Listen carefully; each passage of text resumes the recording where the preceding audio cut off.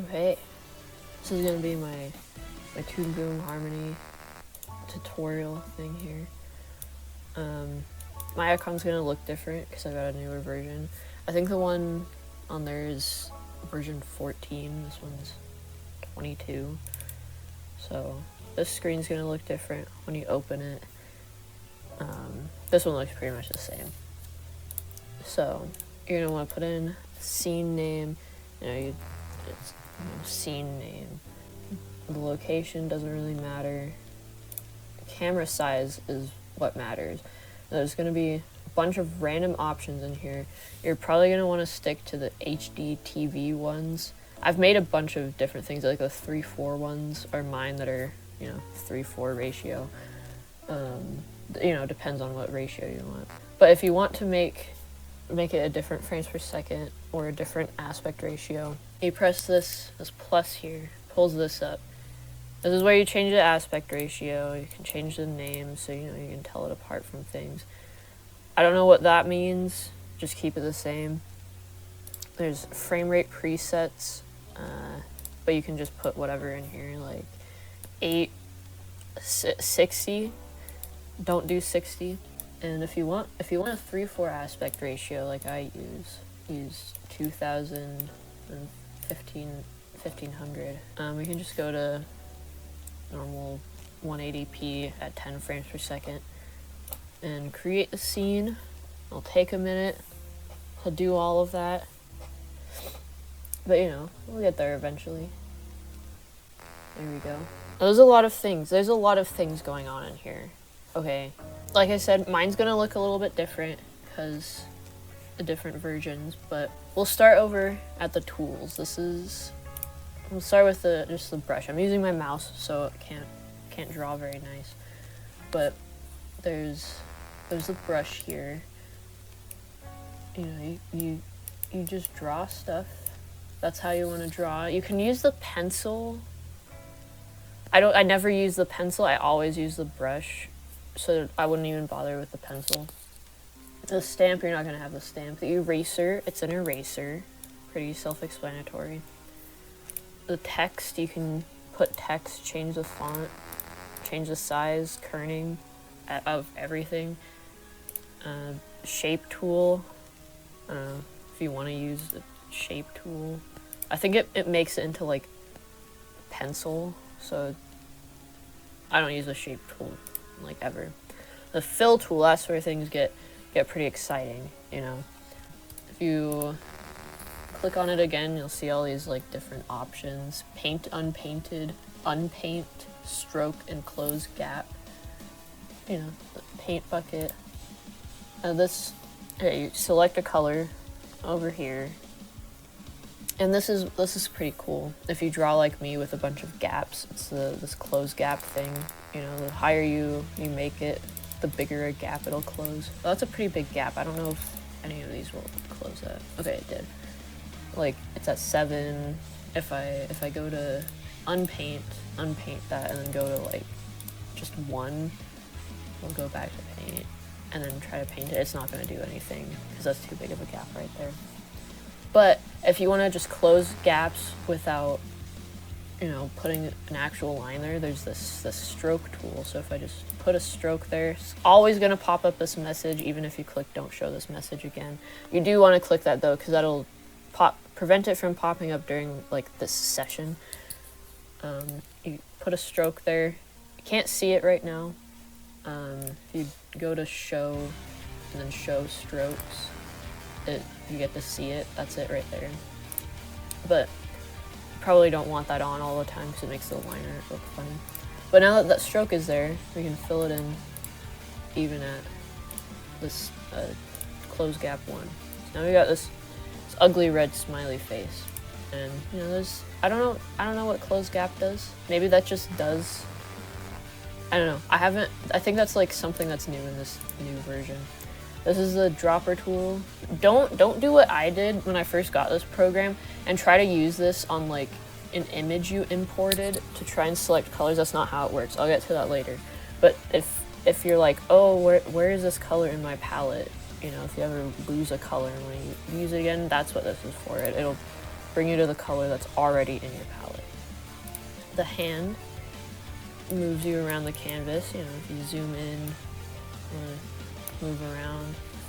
If you want to get back to the like default view, press that button. You can go back and forth. You press it again. This will turn off animate, or okay. Let's go to this first. This, you'll be using this a lot if you want to do tweening. So let's extend the exposure. This is a timeline down here. Right click, it'll pop up a bunch of fucking shit. So yeah, I just extended the exposure of this drawing. Let's go to frame 10, extend this for 10 frames. And you know, it'll show it for 10 frames. Pretty self-explanatory. Now, up here, insert keyframe. You'll want to insert some keyframes wherever you want them. And then while you have this on with all of this, you move it. And then it'll do that. You know? That's how you do tweening. If you want to move something without tweening it, there's a select tool. You probably want to use that. There's also, if you want to move an entire layer, I don't like to do this because it can like fuck things up sometimes. Like if you're gonna duplicate a layer, I don't know, it's kind of complicated, but you can go turn animate off. It's gonna look different. I think in the old version, it'll just like, if you click this, it'll just turn it off and on and off. Okay, so if you turn it off and then use this, it won't animate it. It'll just like move the entire layer, but still keep like, I don't know, does that make any sense? It's still moving, it's just still doing the same movement. It's just in a different spot. You see that? Like, it's still moving like that, but now it's in a different spot. See? If you want to adjust where your entire layer is and not just a drawing, that's what you're gonna want to do. And then here's the onion skin button. It'll show you the red is what's behind, as you can see down here. Red is what's behind, green is what's coming up. You can move this to adjust how many frames you want to see. Usually don't want to see a whole lot of frames unless you're like drawing something all the way over here and like want an old frame as a reference. I don't know. On the topic of onion skin, let's see if I can find where this is. I think it's in preferences, camera, exposure sheet, drawing. Okay, this is where it is. There's different ways that the onion skin can look. The one I liked to use before on that old version was colored outline. Okay, that's the best one. But for some reason in this new version, it just looks fucking awful. Okay, it looks like that the red is so goddamn bright, and then this green is so dull. It hurt my eyes to use. It looks way better on the old version, okay? And that'll let you just see the outline if you have the drawing filled in. So like, because if I go back to colored, you can see the whole thing's filled in because the whole thing's filled in. What does this other one look like? Original colors. Oh, it's original colors. I don't know. If you want to use that, you can use that too, but then you can't tell the difference between what's forward and backward. So, I don't know. It's just preferences. I prefer not having my eyes bleed with my fucking onion skin. Because in Essentials, you can't change the color of the onion skin. In other versions, you can. In this one, you can't. So, unfortunate, right? Okay, I wanted to make sure my recording was, like, working, and also I didn't know where to go next. But, still on kind of the topic of tweening, here's something important that Okay, 2020 was 4 years ago now, but that was like 3 years after I got this program. I only just then figured out how to ease the tween, okay? So it's, you right click, and then you're not gonna have all these quick ease buttons. There's gonna be, you'll wanna do set ease for multiple parameters, okay? And it'll pop up this, and then you move this little red thing here. Usually you'll just wanna do, I think it's this one you'll wanna do, and then apply, you have to click that. And it'll make it move faster at first, and then ease, it'll ease it, you know, that's what it does. You can also have it go the other way, like this, and then it'll do the other way. It'll go slow at first and then fast. And you can do any sort of thing with this. What the fuck does it do if you do that? Okay, I don't know what that did, but you know, it does that. You can do that if you want. But yeah, you can fuck around with that. Doesn't have to be like straight up or straight to the side, but that's what I pretty much always do. And now it's oh wait, did I totally just like, oh, it's still on that weird one. Okay, we'll leave it like that. And okay, a tip, don't do the tweening on the drawing layer actually. I always leave the drawing layer just a drawing layer. Don't put any sort of tweening on it. So to make more layers, you click that button. You can add a whole bunch at once or just add and close.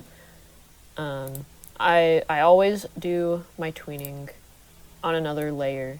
You can clip the layers below another layer and then do the tweening on that. And yeah, it'll do the tweening. And if you want to, like, you're like, oh, I don't want to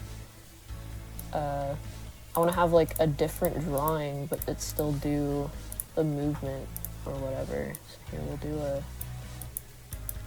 do a sad face now. Let's close that gap, the stroke, and fill it in blue. Ignore how that looks.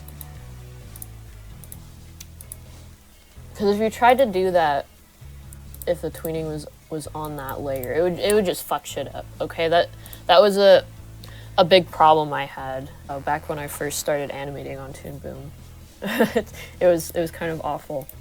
Another benefit to that is if you want to have another layer do the same movement, you know, you can. Oops, I need to extend the exposure. You can have it do that. You can have it move.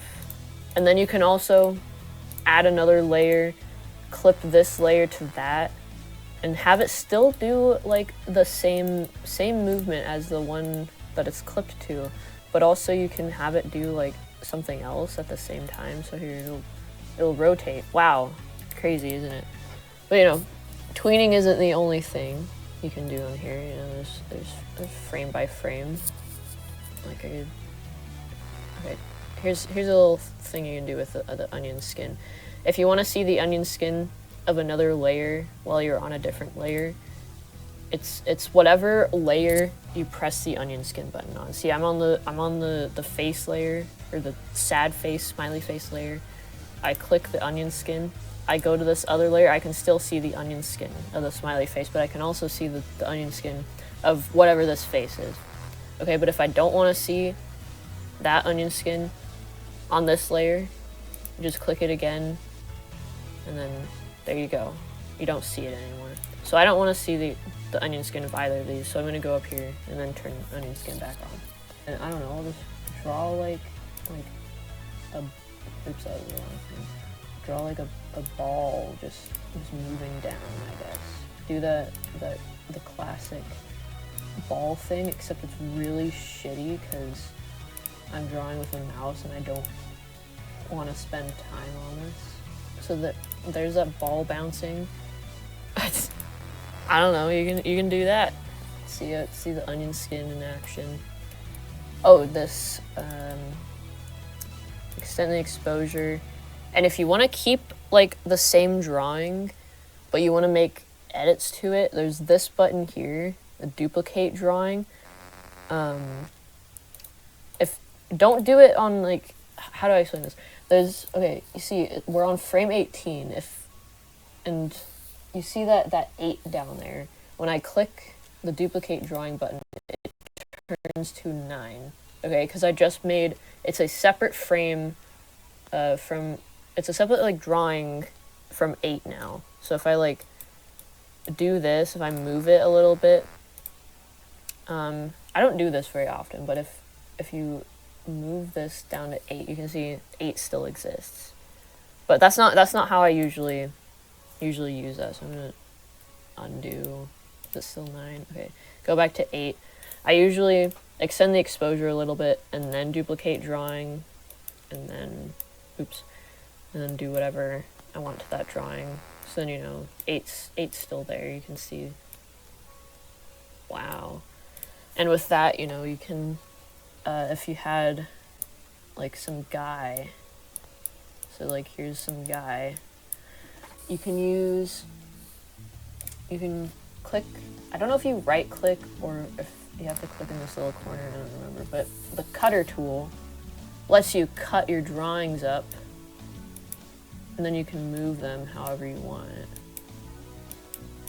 The cutter tool is kind of annoying, but if you do just have your drawings in like good separate lines already, you can just use the select tool. Like you can just select this guy's head and then move it.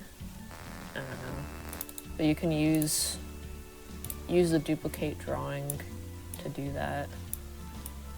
You can have different frames from the same drawing in case you don't want to redraw everything. You just want to move it like that without using a bunch of tweening layers or whatever.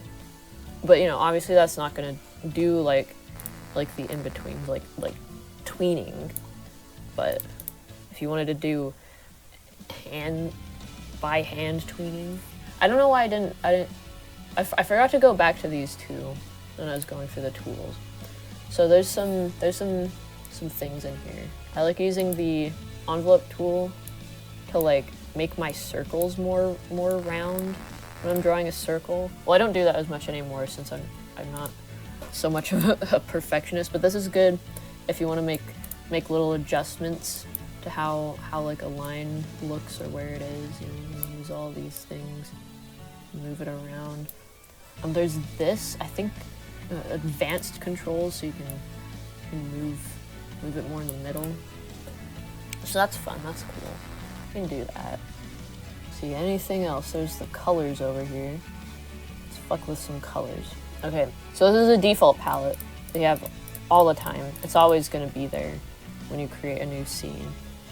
You'll probably want to make a new palette, just nice clean slate. Right click the color here, edit, and then it'll pop up the color picker. You can click on any of these little circles here, choose whatever colored choosing thing you want. I always click on the H, so you know, nice and simple. Select any color you want and have a nice green. You can remove a color. You can make them into a gradient. Gradients are tricky, but you know, I use them decently often. Never mind that. I don't cut that out. So we've got a gradient. I don't know if they're kind of silly. Did that make a square? Size 0? Does that even do anything? Okay, I guess the square's there. If you want this gradient to be like that, you have to like rotate it in the drawing. You can't rotate it in there. I don't know, it's kind of silly. Unless there is a way to do that and I just haven't figured it out. Oh, something about tweening. I just looked over here. There's these things right here that you can use to move things either like straight up or straight to the side or whatever. That's what I like to do instead of moving it by hand, so that, you know, it looks very amateur when it like moves not completely up and down. Like if you're doing a head bobbing meme or something, this can change the width, except it's weird because of this little circle right here. This is like the point where it'll rotate and expand, so like you want it in the middle, or I guess not. Or maybe there's like that point there all the time. Oh, that doesn't pay attention to where this dot is. If you wanna do this and have it listen to this dot, you'll wanna. I'm pressing down Shift and then doing this. Why am I pressing down Shift? I don't know. Oh, you press down Shift if you want to change it like that. You know? I don't know why it's flipping upside down. So if you want it to stay the same size, if you want to do like some zoom in shit, you want to put that thing in the middle, hold down Shift, and then do it in the corner. Okay, that's what I was trying to say. You don't want to use this, because this doesn't listen to where the dot is, okay? Now it's gonna look fucking wacky, okay? Yep. This is a really, really beautiful animation we've got going on here. It is me a few hours into the future. Back to... I didn't really think of what else I wanted to say, but there is more that I have to say. So, I looked over here first. This is what we're going to get into. The brush. You can change your brush settings. My newer version has more settings. Like if we go to new brush, get a new brush. Yeah, there's a new brush. You want to click this thingy. It'll pop up. It's going to look different. Okay, it's going to look different. But you can change maximum size, minimum size. I know there's these options in there. I like to use a square brush. I don't know why, I just started using that. Nah, that's what I use. I think the default is a circle though. There's gonna be smoothing settings underneath the size in the old version.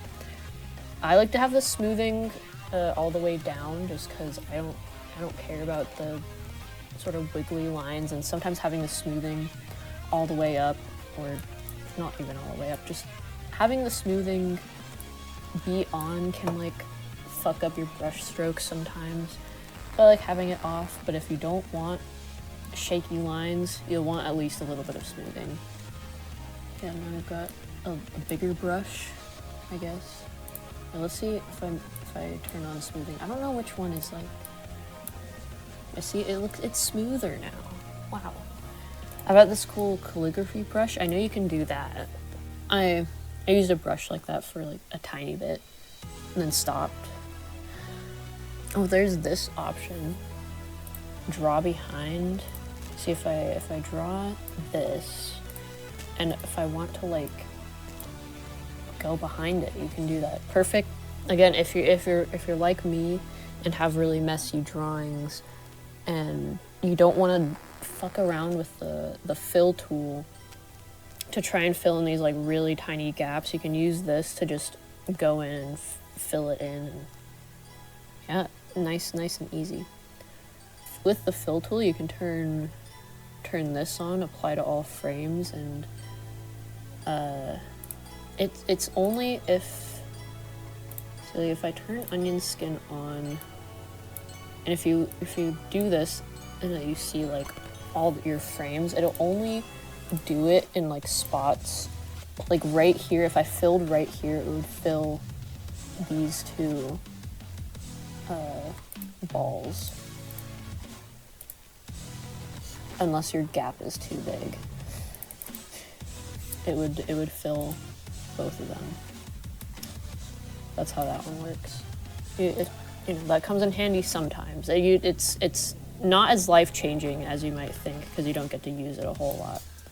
Well, if you've got a character that's like pretty stationary, then yeah. Okay, these things down here, light table, that makes it so that whatever layer you're on shows up the most, I guess. Like if I go here, I'm on that layer, see, nice and bold. But if I turn it off, you can see everything as it is. I don't know what that does. Oh, current drawing on top. I guess that puts the current drawing on top. I like to use this so that you can't see whatever's going on outside of the frame, because it can get distracting sometimes. Like if you've got shit going on outside of the frame that's not actually going to be in the final animation. Let's see, there's a grid. I like to use this one, the safe area, just so I can see where the middle of the screen is. The render view, if you're going to be using effects, which is one of the things I wanted to get into. If you're going to be using effects, you want to look at the render view a little bit, because you don't see like most of the effects in the OpenGL view. See, not in final output quality. So effects, that's going to be under this plus. But you're pretty much only going to use, or at least I only use color card. Don't even use color card anymore. I used to use color card. Drawing and effects. Okay, those are the ones I use. I don't know what anything else does. I don't bother with it. And yeah, there's effects, blur. The cutter is kind of complicated, but I don't know. Maybe I could get into that. Transparency. You definitely want to use transparency sometimes. Like you insert keyframe there. And then you right click it, go to layer properties, and then this little thing right here, you click that, and then you can see this. And it's automatically set to a value of 50, that's just, you know, half transparent. So value 100 is going to be full transparency, and then value 0 is going to be fully opaque. It's kind of backwards. It took me a minute to like get used to that. Then you can see it fade into view. Wow. That's how that works. You can apply easing to it. That kind of looked funny, but you can do that. Okay, so as you can see in the render view, background is just black. If you want a background, you can either use a color card. I don't know why I don't use the color card ever, but I pretty much don't. I always just have a drawing layer, which went all the way up here. I always just have a drawing layer and do this, you know, and then fill it in. And just have that as my background. It seems like more steps, doesn't it? I don't know, that's what I always do. And now you can see the background is green. If you want more frames in your animation, drag that, or you can go up to scene and do scene length and enter a number of frames. And file, you know, it's all pretty self-explanatory up here. You can import images, movie, or sound. If you want to import a movie, it has to be a .mov, and it'll take fucking forever to import, most likely. Sound, you know, it could be any sound. Images, I don't know what, oh, that was for the animation I made when I imported an image. Crazy how that works. It'll take a minute. There it is. So, I said this like forever ago, but if you want to take images, or to take a color from an image, you have to use this.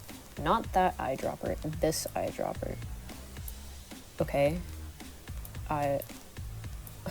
Took me way too long to figure that out. But yeah, you can drop it on any color. It'll get that color. Alright? That's how you do that.